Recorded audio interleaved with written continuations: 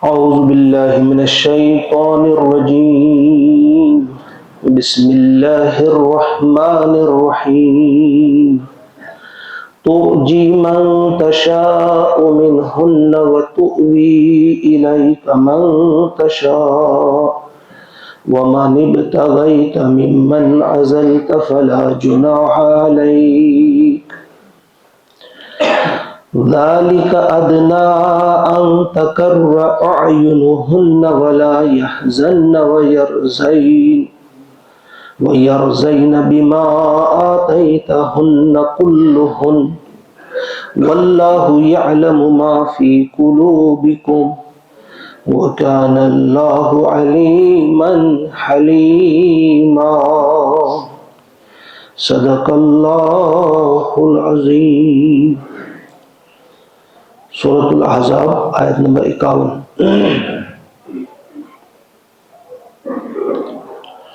اللہ کا ارشاد ہوتا ہے ترجی دور رکھیں آپ، الگ کر لیں آپ، من تشاء جس کو آپ چاہیں، منہن ان میں سے. پیارے نبی صلی اللہ علیہ وسلم کو ہدایت دی جا رہی ہے ان کے سلسلے میں، ازواج مطہرات کے سلسلے میں، کہ آپ ان بیویوں میں جس طرح سے آپ کو خصوصی ہدایت دی گئی 4 قسم کا جو ابھی ہم نے پڑھا پچھلی آیت میں، اب اس میں ایک اور ان کو ہدایت دی جا رہی ہے، خاص رعایت اور دی جا رہی ہے کہ آپ جو آپ کے پاس اس وقت بیویاں ہیں ان میں سے بھی جس کو آپ قریب کرنا چاہیں قریب کریں، جس کو آپ الگ کرنا چاہیں دور کرنا چاہیں کریں. ترجی من تشاء منہن یعنی دور رکھیں آپ ان میں سے جس کو چاہیں، وَتُؤْوِي إِلَيْكَ اور اپنے پاس رکھیں، اپنے قریب رکھیں، من تشاء جس کو آپ چاہیں، وَمَنِ ابْتَغَيْتَ اور جس کو آپ طلب کریں، ممن ازلت ان میں سے جن کو آپ نے دور کیا تھا، یعنی اپنے میں سے جس کو آپ نے الگ کر دیا تھا، دور کر دیا تھا، ان میں سے بھی اگر کسی کو آپ قریب کرنا چاہیں تو فلا جناح علیک تو آپ پر کوئی گناہ نہیں، آپ کے لیے کوئی تنگی یا کوئی حرج نہیں. تو یہ خاص قسم کی رعایت جو صرف رسول کے لیے ہے، رسول اکرم صلی اللہ علیہ وسلم کی، یعنی آپ کے لیے کوئی معنی نہیں رکھتی باری. جس وقت یہ آیت نازل ہوئی اس وقت 9 بیویاں آپ کے پاس تھی، تو آپ کو یہ بتایا گیا کہ آپ جس طرح سے عدل کرنا فرض ہے، واجب ہے ہر شخص کے لیے، کوئی بھی مسلمانوں میں سے ہو اگر اس کی 2 بیویاں بھی ہیں تو عدل فرض ہے، وہ کبھی بھی ایک طرف جھک نہیں سکتا. لیکن حضور کے لیے یہ پابندی اٹھا لی گئی کہ آپ کے لیے نہیں ہے، آپ جس کو چاہیں ایک کی باری آپ دوسرے کو دے سکتے، دوسری کی تیسری کو دے سکتے ہیں، یا ایک ہی کے پاس رکھ سکتے ہیں، باقیوں کو دور کر سکتے ہیں. تو فرمایا یہ آپ کے اختیار میں ہے، یہ آپ کو اجازت دی جاتی ہے کس کو آپ دور کریں، کس کو آپ نزدیک کریں. اور جس کو آپ نے دور بھی کر دیا، کل آپ کو پھر خواہش ہوئی ان کو قریب کرنے کی، ان کو قریب کر سکتے ہو آپ، کوئی اس پر آپ کو گناہ نہیں. یہ آپ کے لیے خاص رعایت ہے. لیکن تمام جتنے بھی سیرت نگار ہیں ان کا اس بات پہ اتفاق ہے کہ آپ نے اس کے باوجود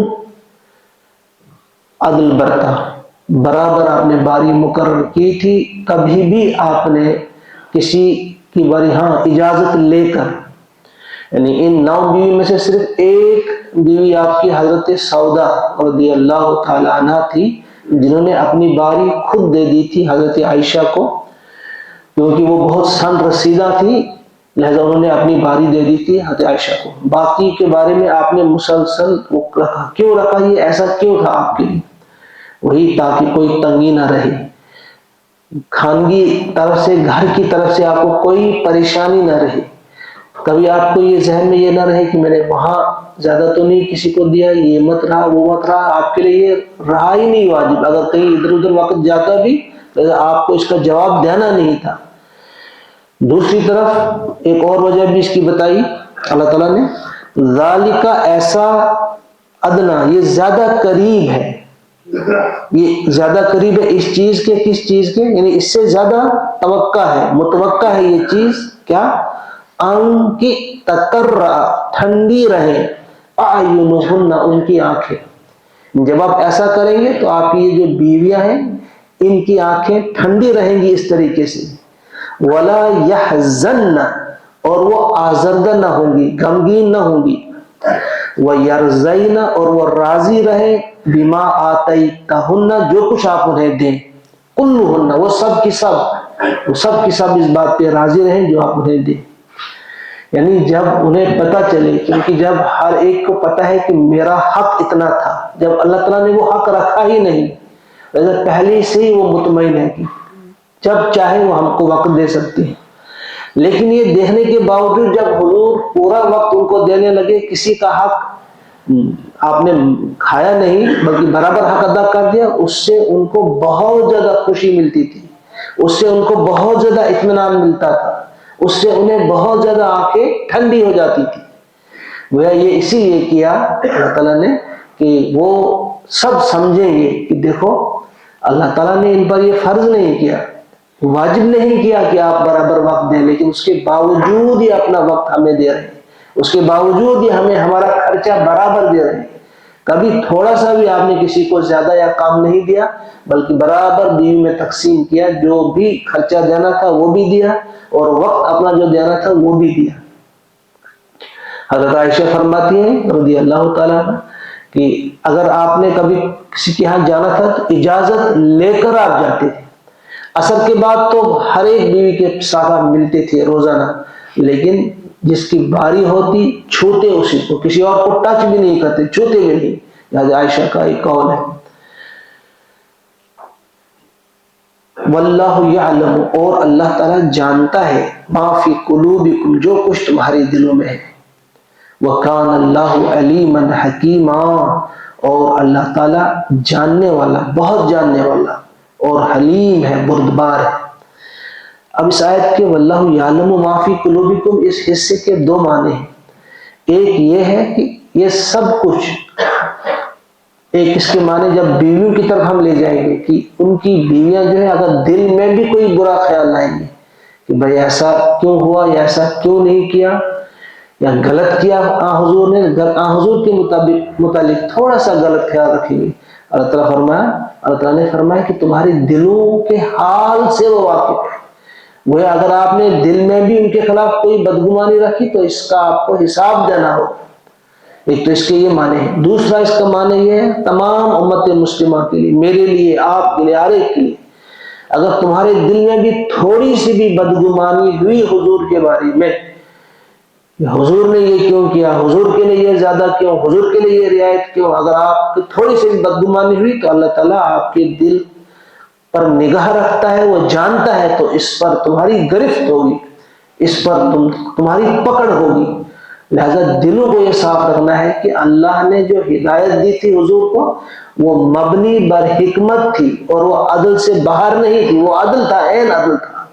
وہ تقاضا کرتا تھا آپ کی شخصیت، آپ کا وقت، آپ کے حالات، اسی لیے آپ کو خصوصی رعایت دی گئی، چاہے 4 سے زیادہ بیویاں رکھنے کی اجازت دے دی گئی یا اس کے بعد جو آپ سے عدل کی جو ذمہ داری تھی وہ ہٹا دی گئی، تو اس میں برابر حکمت تھی. واللہ یعلم ما فی قلوبکم. اس کے بعد جو فرمایا وکان اللہ علیما حلیما، اللہ تعالیٰ علیم ہے اور حلیم ہے. حلیم بردبار، یعنی کبھی اگر وسوسہ آپ کے دل میں آیا بھی ہوگا کہ کہتا دلیل زیادہ کرواجی اگر تھوڑا سا وسوسہ آیا ہوگا یہ بھی گناہ ہے، لیکن اللہ تعالیٰ حلیم ہے، بردبار ہے. اگر ایک بار آیا ہے اب آئندہ نہیں آنا چاہیے، اس پر وہ معاف کر دے گا. حضور کے مطابق تھوڑا سا بھی اگر رنجش، تھوڑی سی بھی بدگمانی، تھوڑی سی بھی تھوڑا سا گرد بھی آ جائے گی دل میں تو اللہ تعالیٰ کو ہرگز یہ برداشت نہیں. فرمایا مجھے علم ہے، مجھے معلوم ہے کہ تمہارے دل میں کیا ہے، لیکن میں چونکہ حلیم ہوں میں آپ کو معاف کر دوں گا. اگر ایک بار کوئی اس قسم کا وسوسہ آیا ہے توبہ کرو، اللہ سے معافی مانگو، وہ معاف کر دے گا. اور آئندہ کے لیے دلوں کو صاف رکھو، بالکل صاف رکھا جانا چاہیے دلوں کو.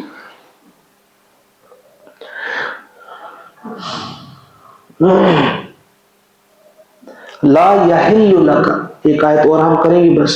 لا یحل نہیں ہے حلال بالکل بھی لکا آپ کے لیے النساء دوسری عورتیں. اب حضور کے لیے ایک پابندی ہے کہ اب کوئی دوسری عورتیں بالکل آپ کے لیے حلال نہیں من بعد اس کے بعد. ولا اور نہ ان کی تبدل آپ بدل لیں بہن ان سے من ازواجن دوسری بیویاں.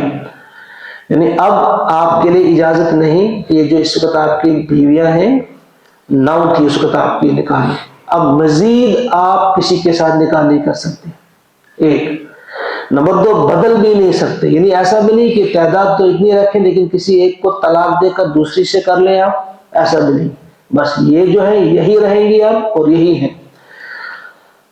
ولا ان تبدل بہن من ازواج ولو اعجبک اگرچہ آپ کو اچھا لگے یا پسند آئے حسنہن ان کا حسن، کسی اور عورت کا حسن یا خوبی ان کے اندر جو ہے وہ پسند آ جائے، آپ یہ سمجھو کہ یہ زیادہ دعوت کے کام میں میرا ہاتھ بٹا سکتی ہے لہذا کسی اور سے میں نکاح کروں، نہیں. چاہے ان کی ظاہری حسن ہو یا ان کی کوئی اور کمال ہو، ان کے پاس کوئی اور خوبی ہو، اب آپ کسی اور عورت سے نکاح نہیں کر سکتے. الا سوائے ما ملکت یمینک، ہاں جو تمہاری کنیزیں ہوں، یعنی کنیزوں کے بارے میں پھر کوئی قید نہیں رکھی گئی. لونڈیاں کسی جنگ میں آتی ہیں، جب بھی آتی ہیں کسی کی طرف سے تحفے میں آتی ہیں، ان کے لیے کوئی تعداد اس کے بعد بھی نہیں، وہ آپ رکھ سکتے ہیں. یہ مختلف مقامات پہ ہے. یہ بھی ایک ضرورت تھی اس وقت، بلکہ یہ کسی بھی وقت ہو سکتی ہے، اس پر پھر بھی عمل ہو سکتا ہے کسی بھی وقت اگر اس قسم کی ضرورت ہے. خاص طور سے جنگوں وغیرہ میں ضرورت پڑتی ہے، جب بہت زیادہ عورتیں بیوہ ہو جاتی ہیں، جب بہت زیادہ مرد مارے جاتے ہیں جنگوں میں وغیرہ، تو اس وقت پھر ان کے وجہ سے فحاشی عام ہو سکتی ہے. لہذا اس وقت پھر کنیزوں کو تقسیم کیا جاتا ہے، لونڈیوں کو تقسیم کیا جاتا ہے، تو وہ اس کے لیے کوئی تعداد نہیں. الا ما ملکت یمین، تو حضور کے لیے بھی وہ والی چھوٹ رہی. وَكَانَ اللَّهُ عَلَى كُلِّ شَيْءٍ رَقِيبًا، وَكَانَ اور ہے اللہ تعالیٰ عَلَى كُلِّ شَيْءٍ ہر چیز پر رقیبا نگہبان، اللہ تعالیٰ ہر چیز پر نگہبان ہے.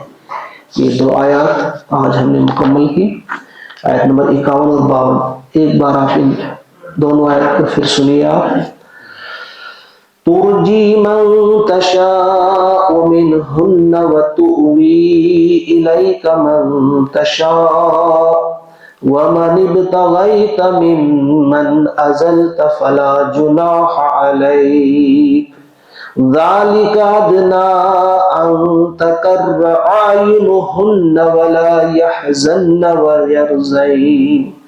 ويرضين بما آتيتهن كلهن والله يعلم ما في قلوبكم وكان الله عليما حليما. لا يحل لك النساء من بعد ولا أن تبدل بهن من أزواج ولو أعجبك حسنهن إلا ما ملكت يمينك وكان الله على كل شيء رقيبا. صدق اللہ العظیم. اللہم اجعل القرآن ربیع قلوبنا ونور ابصارنا وشفاء صدورنا وذهاب همومنا وغمومنا. ربنا تقبل منا انك انت السميع العليم. السلام علیکم.